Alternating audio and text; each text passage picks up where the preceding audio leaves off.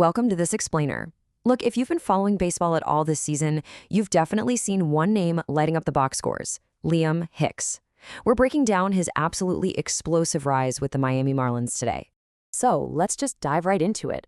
The big question we're tackling today is, how exactly does a ninth-round draft pick completely bypass everyone's expectations to become a legitimate franchise cornerstone?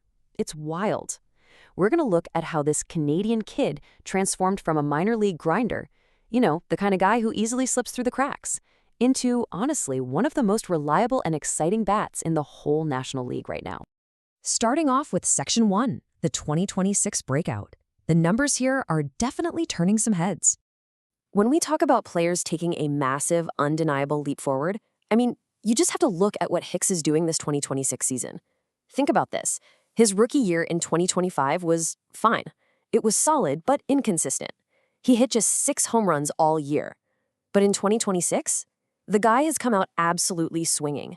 He's already blasted 11 homers and racked up 44 RBIs, and we're only in the first part of the season. He is slashing a crazy .264 average, a .338 on-base percentage, and slugging .472. He literally eclipsed his entire rookie home run total in about half the games. That kind of power surge is just staggering. And because of that doubled power output, his on-base plus slugging, or OPS, which, as we know, is pretty much the gold standard for measuring a hitter's true impact, has shot up to a stellar .810. To put that into perspective, an .810 OPS is a massive, massive jump from his rookie mark. It elevates him from just a decent rotational piece to a genuine, terrifying threat every single time he steps in the box.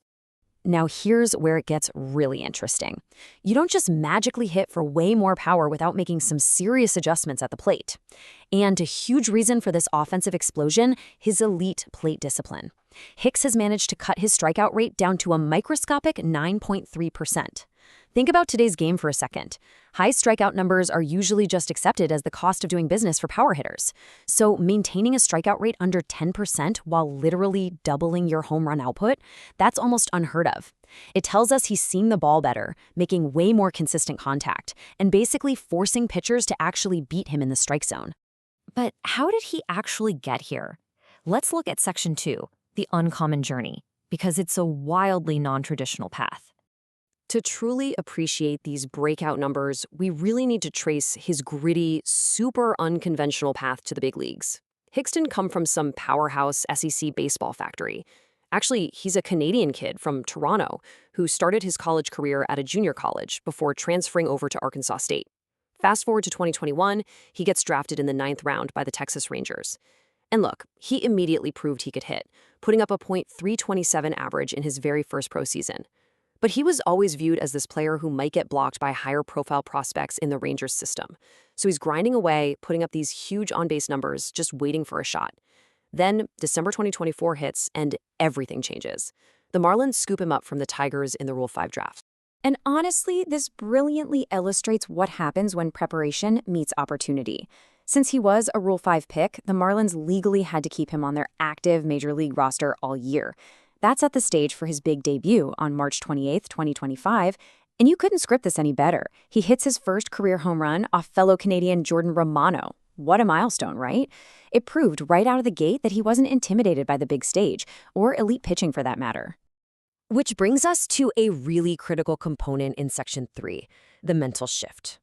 Look, surviving in the big leagues under Rule 5 pressure has got to be mentally exhausting.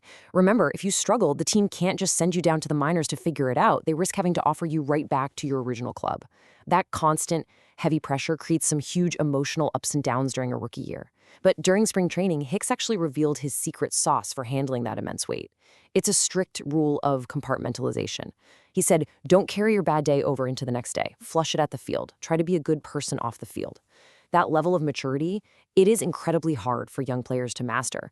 But learning to separate professional struggles from his personal life is exactly what allowed him to reset his mindset every single morning. And this maturity hasn't just happened in a vacuum. Hicks recently hit a pretty massive personal milestone. He got engaged. And you can see how this off-field stability clearly translates into laser-sharp focus when he's at the plate. When you have peace and happiness outside the stadium, it becomes infinitely easier to just flush it at the field when you have an 0 for 4 night, He comes to the ballpark with a clear head, ready to work, completely free from the anxiety that drags so many young guys down. And that brings us to the front office perspective in our final segment, Section 4, the franchise asset. So let's look at exactly why this mental shift and this crazy breakout matters so much to the Miami Marlins organization. The absolutely crucial point here is lineup construction. Because he's surrounded by a really deep Marlins lineup, Hicks doesn't have to carry the entire offensive load himself. And when you aren't expected to be the sole savior of an offense, well, you don't press. You don't chase bad pitches. This depth gives him the protection he needs to strictly focus on having quality at-bats, which, by the way, perfectly explains that unbelievable 9.3% strikeout rate we talked about earlier. Plus, we cannot ignore the financial reality of baseball. Think back to that timeline we looked at. This is a guy who originally signed with the Rangers back in 2021 for a signing bonus of just $30,000. $30,000. In a sport where top draft picks routinely sign for millions, Hicks was essentially a lottery ticket. He represents the ultimate return on investment, grinding his way up from a totally minimal bonus to becoming a centerpiece of a major league offense. And because of that unique journey, Hicks is still on a pre-arbitration contract. In baseball economics, that means he's providing massive elite-level production for basically the major league minimum salary. Get this, he won't even be eligible for arbitration until 2028. And the Marlins? They retain team control over him all the way through the 2031 season.